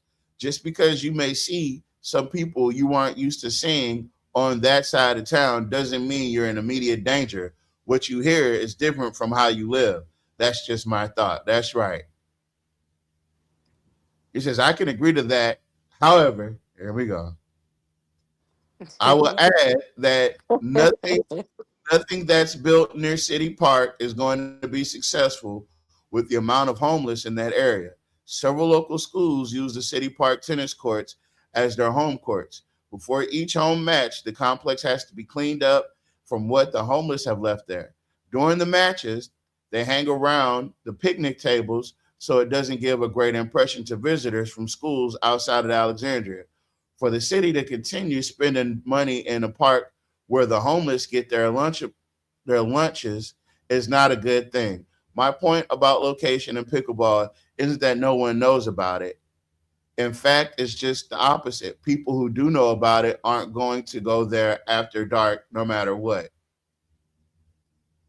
You said, I guess it'll just be a waste of money, just like anything else here. Homeless people, well, there you go. We have the Central Louisiana Homeless Coalition, but they aren't allowed to jump in unless Jock tells them to. We do have District 5, where it's predominantly white and rather safe, but they've had a shooting and murders in that district as well. It's just too far for the homeless to walk to catch the bus to get to. I guess Alexandria is just simply at a loss. Oh, well. Damn. Because don't forget that lady shot her baby daddy in the face in that Walmart parking lot. It's different things that have happened in that district. You understand? And I think that part might just be outside. I'm not sure. Like just a little bit, but still, you know what I'm saying? Don't forget about the sex trafficker. That was a district. Exactly. But you guys, there's a lot of Only- crimes that happen out there that we don't know about, and it's not talked about, and it's not advertised and exploited. They have to put the light on the inner city to make us always look bad in the light of other people. But what's happening is that if you're trying to bring businesses here, you're bringing businesses, but you're trying to float them businesses out to Highway 28 West. You really don't want a lot of businesses inside, right? And it's not because about the crime and all that, because it's mighty funny that I can go into town, I can go to Alexandria, I can go to Pineville, and I've never been robbed. I've never been harassed. None of those things happened to me. So this whole perception or this projection everybody gives about how terrible Alexandria is. I'm not saying that there are portions of Alexandria that you shouldn't, hang out in. Where you're not supposed to go is always in the places where you're trying to do something at, okay? Some activities are going on. But most neighborhoods are not crime infested. You know what I'm saying? You know why you in that neighborhood, right? You know who's doing what in that neighborhood. That's why you in there. So if something happens, that's because you know the neighborhood you're in. You down there for something. It ain't necessarily always going to go visit grandma and grandpa or auntie or uncle. You in that neighborhood for something else. Now, my thing is, this whole picture painting that Alexandria is this worst place on earth is bullcrap. It's the neighborhoods you're in, the people that you're around. It's not all of Alexandria, and it's not all of the Black communities, because there are some nice, quiet Black communities where nothing is going on. And we seem to keep forgetting that. Well, even still, right? Even in the areas where things may be going on, that doesn't make you automatically a part of it because you're over. Yes. I get that. But this way we do it too. We're guilty of visualizing and putting it out there that Alexandria is this. We do the same thing. But I know there's people who've lived here for years and never had a problem out of nobody. And then there's people who lived here for 2 or 3 years and they've been having nothing but hell. It's all about where you live at. And if that community or that neighborhood does not want to get cleaned up, it's not going to get cleaned up. It doesn't want to get cleaned up. It's comfortable with all the drama. I'm going to push back on that, right? Okay, go ahead. So the main issue goes back to what I was saying, right? About with the first guy that got up there on that Ted Koppel piece, when he said that they're literally putting the drugs in our community, that we have law enforcement with unlimited resources using our people against each other to further the drug trade in the name of justice and law and catching people, right? When there's outside, I believe that if a lot of our communities were not being targeted by law enforcement, I believe we'd be a lot better off. Yep. When you target communities, you automatically give the inclination that those places are bad areas. And it's all about optics. That's what we're talking about. Yeah. It's just optics. I've lived in the craziest places in Alexandria. In damn near every district. Never got in no trouble. Never. I had one person steal something from me and I got it back. And that's in places that shit don't even happen. That's unheard of. Right? But at the end of the day, it's all optics. I didn't believe that there were bad people. That I didn't believe that the environment was bad. I knew that there were bad actors in that environment making that environment bad. And we can't isolate that to the people in that community. You have to take into account that there are actors from outside the community where most of your police force don't even live in Alexandria, where most of your sheriff's department don't even live in Alexandria, but they patrol Alexandria. Perfect example, Mr. Kittling. Perfect example.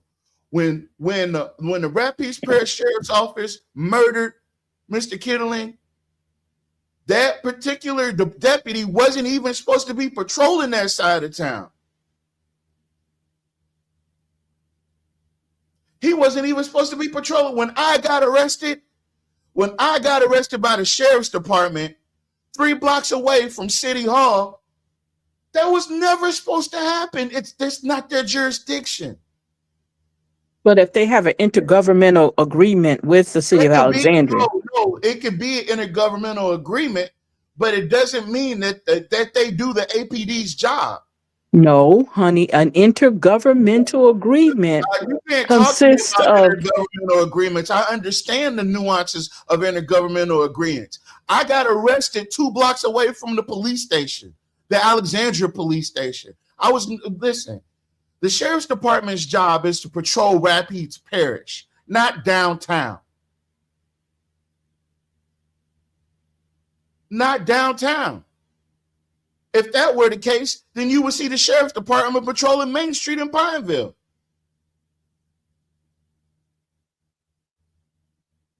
But what I'm speaking to is the intergovernmental agreements do come into play when things are dangerous,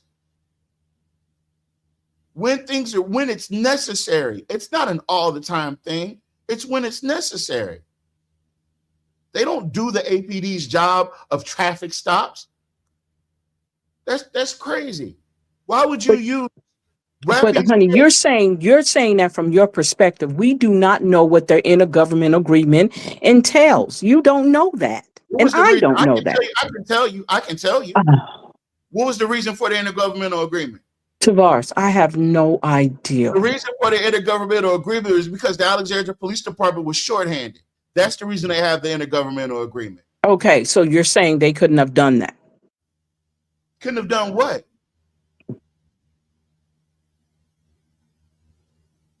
No, they over-police our neighborhoods. They target people. It's a hit squad.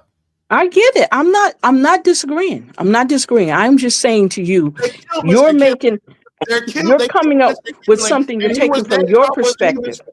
That cop wasn't even supposed to be on patrol. That's a fact. He wasn't even supposed to be over there on that side of town.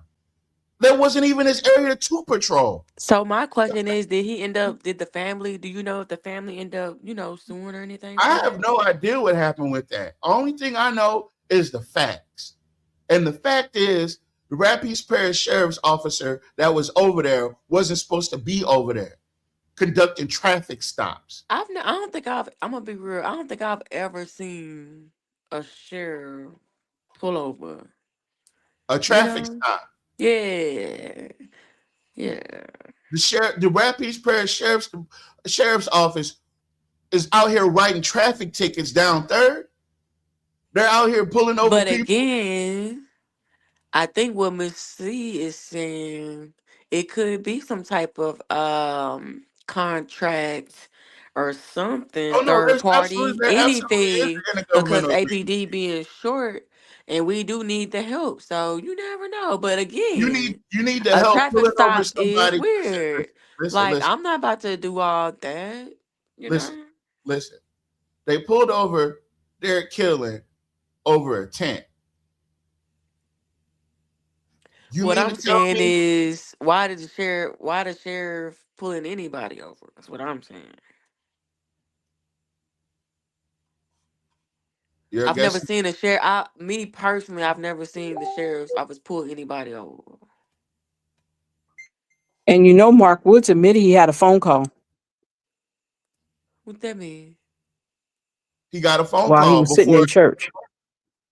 Yeah. Oh. I think he was in church or somewhere. He was in some type of work, something he was sitting in when he got the phone call because he admitted it. I'm just saying. Yeah. Hey, Brother Nat. Hey, how y'all doing? Hey. All right. Hey. You know, sometimes they can pull you over. You got to watch the streets that you're on when you get pulled over. Because sometimes the streets change names. Yeah, you're right. And like you see, Download Third, after you pass a certain spot, Download Third, it's called Highway 1. You see what I'm saying? So it's kind of tricky with the police thing. But the only time they really together all the time is when they doing the raid or, like Tavares said, the shortage of police. Other than that, they really don't ride around in the city limits because they got so much to patrol in the city, in Rapides Parish. Exactly. You got from Boise all the way down to LeCount. Yeah. And you got way out here too. Way out here, you got Woodworth and stuff like that. So it's a whole lot you got to cover. You know, so Cheneyville, it's all kind of stuff you got to cover. But those police, like the police that took the bars to jail, that police didn't supposed to come inside the Alexandria city limits to do that. Nope. He really didn't. The city should have took the bars to jail if he went to jail. They should have did that. They are not. They were, but they're gonna say, "Oh, well, he had parish warrants." You let the city do that, then you let the man. They must have put a bolo. They must have put a bolo out on him. As soon as they knew I was at that city council meeting, Shakola called them people. Shakola and goddamn. No, I don't think it was Shola. I don't think it was Shakola. No, Tavares, don't do that. Called them people. Don't Steve do called them people. He was Steven Sharp. Steve called them people. Well, he was with Shakola, so that's all. That's all I care about. No, he was outside. Remember? He's the one sitting in the car. He was sitting in the truck. Yeah, he's sitting in the truck. But they left him. Okay, yeah, he was sitting in the car, and he the one calling people. Today he do all the time. You see, but yeah, the police. Yeah, that was done on purpose right there. That was done on purpose. And this pickleball court is not for the city. I mean, it's not for the ratepayers.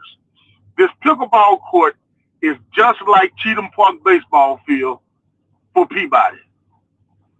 It's going to be, the pickleball court is going to be for Alexandria Miller Magnet. No, not Alexandria Miller Magnet, Bowdoin Academy. Because remember, the city owns the Cheatham Park baseball field, and who can play there? Peabody. So when they make pickleball an official sport at Bowdoin Academy, that's going to be Bowdoin Academy's pickleball court. You're gonna have to go through. Yeah, you're gonna have to go through them to play on it. Watch. Yeah. Yep. And that's not what. So the question is, so why won't the school board buy Cheatham Park from the city so that the city, Peabody can have it? Why do we have to buy, we got too many problems going on at Ash. We don't need to worry about that or something. Oh, Lord. Okay. We know what's priority. I got a this emergency at Ash. So yeah, it's conveniently have some issues in it. And again, Cynthia Perry has to wait till 2030. Just wait till 2030. That's Cynthia Perry problem. She showed you that she don't care about like I said, she got them little white folks sucking on her titty, so everything's okay. Excuse my language, but that's what I mean. And they're gonna suck some more milk until 2030. And hopefully Malcolm get in there and tell her she ain't got to be no bed wench no more. But yeah, I'm sorry. You're terrible. Bars got me talking like that. Terrible. Don't you put that on me. Don't you put that on me, Bobby. And another thing, y'all, and I'm gonna be quiet after this. You can damn near draw a line from the Versailles. You start at right where the Coliseum is, where Versailles starts at, and you could draw a line straight through the city, and it'll show you where all the money's going. And it's going to Versailles, everything west. When I say a line, I'm talking about take the Versailles Street and go straight down. It runs all the way to Jackson Street and all the way over there to Home Depot. All right. Well, all the money, you got Brain. Brain is on the other side, but all the money is going to, like I said, Ash is getting money. That's on the right-hand side of, that's on the west-hand side of Versailles. That's where all the money going to. From the west-hand side up on the west side of Versailles is all the money from the school board down to all the people that's building. If you draw this straight line, Tavares, you'll see it. But the pickleball court, that's just my concern is what separates 28 West is MacArthur. And what does that separate from? 28 West, if you draw a straight line where you talking about crossing over to where District the 1. old Roses used to be, where are you at? District 1. You in Monroe Street. District 1. No, yeah. Yeah, because that what 28 is Monroe Street. 28 West is Monroe Street. Yeah, yeah. He's right. But you gotta get on the good side though. You gotta get on the good side. Everything, like I said, that MacArthur corridor, that's them cornering themselves off from the rest of this. Y'all don't get it, man. I'm tired of talking about that. They're cornering themselves from everybody else. Exactly, Tavares. Yeah. Yeah. And they're gonna abandon over their way. Because think about it. After you cross MacArthur, Tavares, you really don't have no businesses of substance. Tell me what you got. You got hold on, I call them, and they go they at every gas station. Allah Akbar them, and that's all you got. And then you got the people do the hair stuff. You want to know something? You want to know something, Kurt? On one side of MacArthur, on the Monroe side of MacArthur, all them Arabs own them gas stations. On the other side of MacArthur, where your Circle K is, that ain't owned by no Arabs. It only got 1, 2. They might have. You got one. Tavares, you only got really one when you think about it, Tavares. And that's down there by Anime Matthews. Now, you know, them hotels, or like the Oyo, Arabs. Yeah. Now the other hotels are the Patel. So on one side of MacArthur, you got McDonald's, you got Sonics. Those ain't going nowhere, right? But how many times has Roses been changed into something else? It's not even Roses no more. I remember when it was Big Lots. No. Oh, girl, I remember when it was TG&Y. No, A&P. That's what they used to call it back in the day. A&P. A&P used to be there. Yeah. But see, that side of town, what they're doing is they don't have no real economy base after you cross over to MacArthur, Tavares. They don't really know what they call tax-based stuff. They really don't have that much because they don't sell. Let's be honest, Tavares. They don't sell what they sell on one side that they sell on the other side. Because we don't, I'm not being funny, y'all. After you cross MacArthur store, MacArthur, we don't have no weave over there. Now I We tell you ain't what got no else. long hair. Now you know Super One is in District 5. You know that Walmart is in How District is 5. Super One in District 5? You talking about with the new map? No, with the old map. How? That's the All that stuff that we took, the hotels, the Motel 6, all those, everything on that side is either District 4 or District 5. On that side of MacArthur. And it's literally across the street from the other side No, of MacArthur. I can see if you coming from a different direction. Yes, it may be half and half. You know what I'm saying? Because of the No. direction This it's is all going. District 5. See everything on that corner? So when you come off of 28 West and you make that right-hand turn and you see the Super One and you see all that right there, that's all District 5. That ain't no other district. Yeah, but we don't. Yeah, we don't sell no hair extension on this side. That'd be across this side of MacArthur though.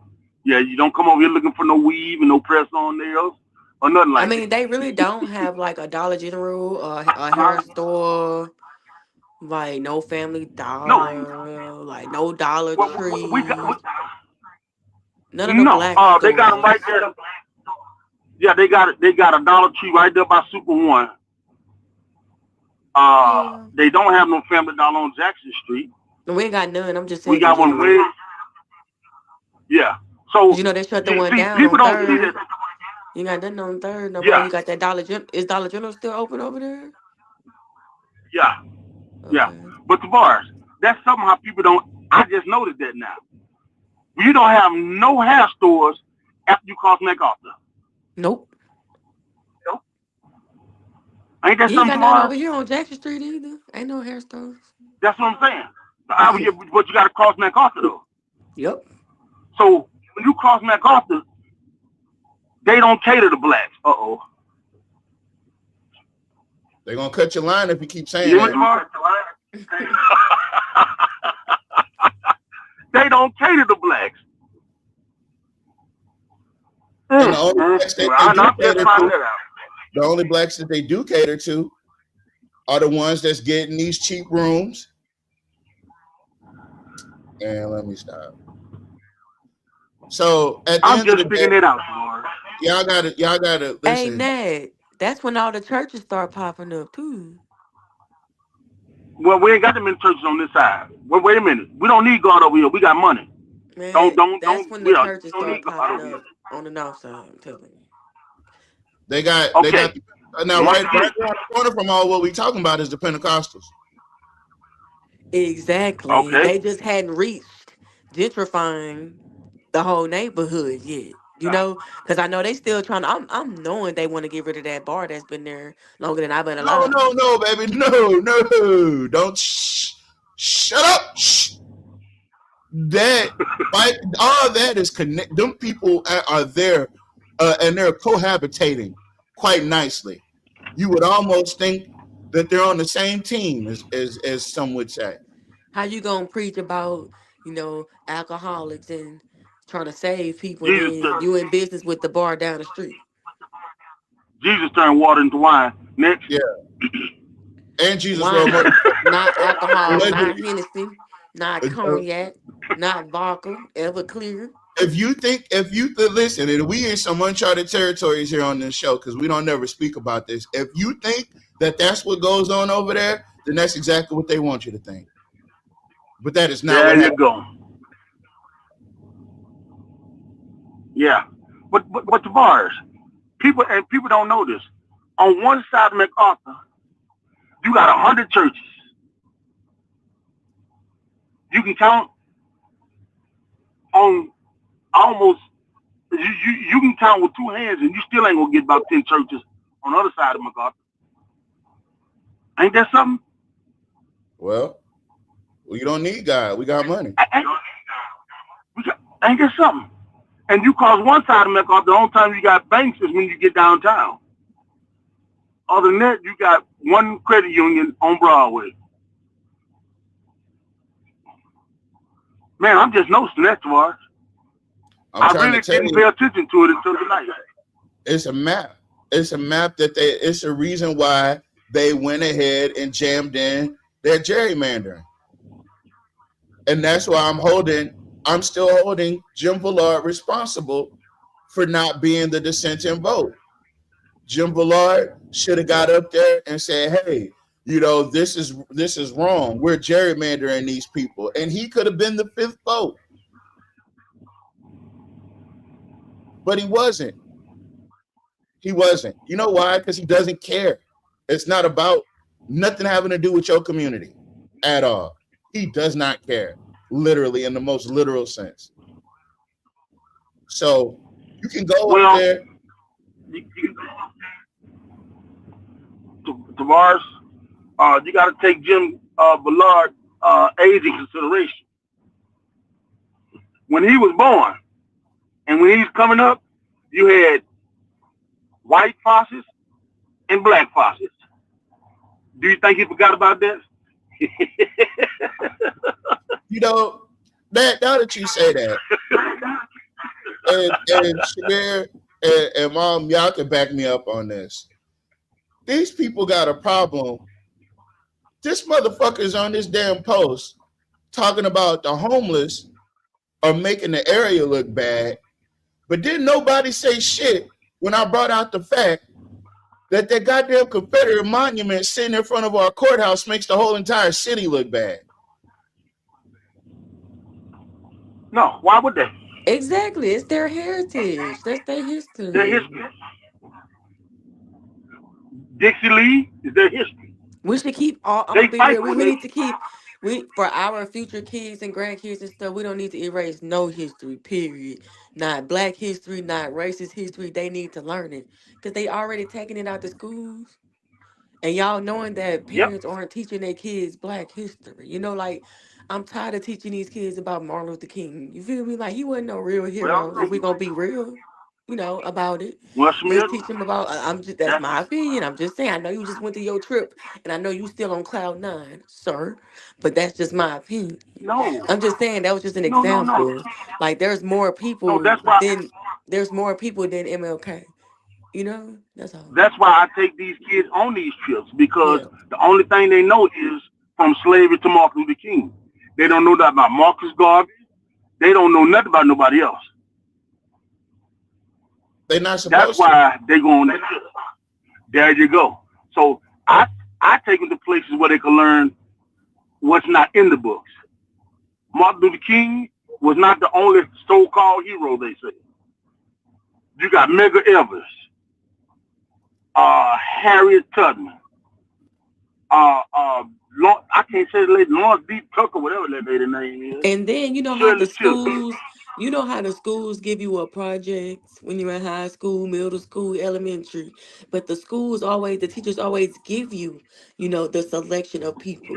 We're in a different era now, where you could do your research and you could find a different person that hasn't been talked about for years and years and years. Like we've evolved. We have more people that have been added to Black history. Yeah. Mansu Musa and stuff like that. They don't teach about that. They don't want you to learn that. But go on, Tavares. I'm gonna be quiet. Oh no. This has been a very robust conversation. I hate to put a bow on it. But I got a pretty busy next couple of days. So I do want to start I want to end the way we started and talking about how they villainized Malcolm X. They asked Black people, why, how dare you support this evil man that supported racism? And he was all the things that they had to say, that white people had to say to Black people while we were mourning our brother that had been gone, right? That they killed, they took him, right? And that's the tragedy. Even though we might not think Martin Luther, regardless of the fact they took him, they take them. They took Fred Hampton. They took them because of what they stood for and the impact that they could have.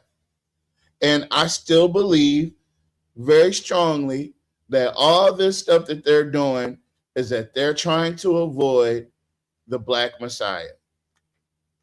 The one black person that galvanizes all Black people together. And they hate our unity. They hate when we come like believe it or not, in spite of what the rest of the world or what Alexandria is going through, Black people we're it's a lot more of us on code than that are not on code at this point. As a matter of fact, it's kind of jarring to see how many Black people are actually staying and being on code, right? We're getting rid of people as they reveal themselves because this isn't the redemption tour. We're not trying to wait for people to redeem themselves. This is the time where we put up our strongest fight ever because that's what they're doing. They're trying to put us in this world of confusion, this ball of confusion, as the Temptations would sing. And a lot of us aren't going for it. And I'm very proud of that. And that makes me even more proud to be unapologetically Black. Because I don't have to apologize for my lineage and who I am and where I come from. I don't have to hide that. I don't have to hide anything about who I am. I'm Black. And the second that people stop discounting our Blackness and start acknowledging our Blackness the way that in a respectful manner, and we're not even saying people gotta bend over backwards and none of that other shit. Either leave us the fuck alone, or if you got something to treat us, if you have to interact with us, treat us fair. Yeah, it does sound like Malcolm. It does sound like Malcolm. They're villainized. They're trying to, but it's not going to work. Stop letting them villainize our people. Because I guarantee you it's a lot more of them. It's a lot more of them that are villainous, cantankerous, rabid, snaky. It's a lot more of them than there could ever be of us. And so just be on guard. And just be on guard, folks.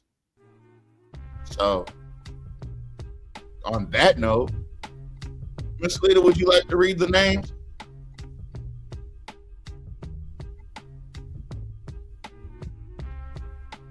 I think she left a long time ago, and I'm just sitting up here by myself. Yeah, she did. I'll go do it. I'll do it. See, got to step up. I'll do it.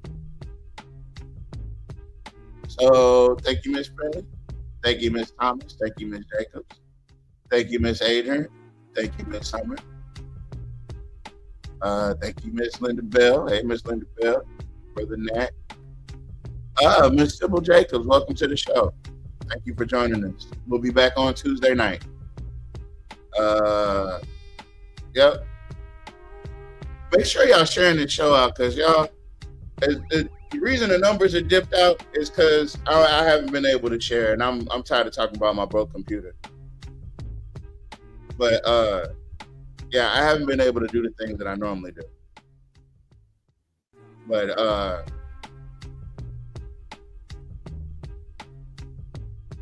yeah, make sure y'all share the show out. Yeah. We should turn this into like a actual, like, you can upload this to iTunes or something. We do need to expand, to spread our wings. The rest of the world needs to know about what's going on in Alexandria. You know, they're gonna find out anyway. So we're gonna be here to make sure that they got the facts straight. We'll fact check and keep this ball rolling. I'm still celebrating Juneteenth, by the way.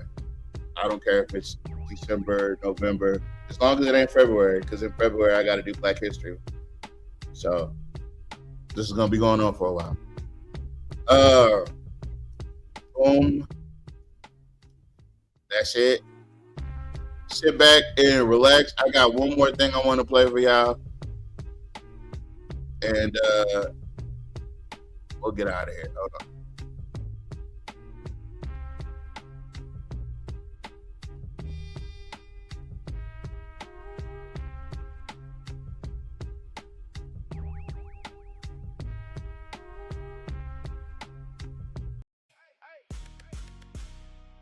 Alexandria, Louisiana.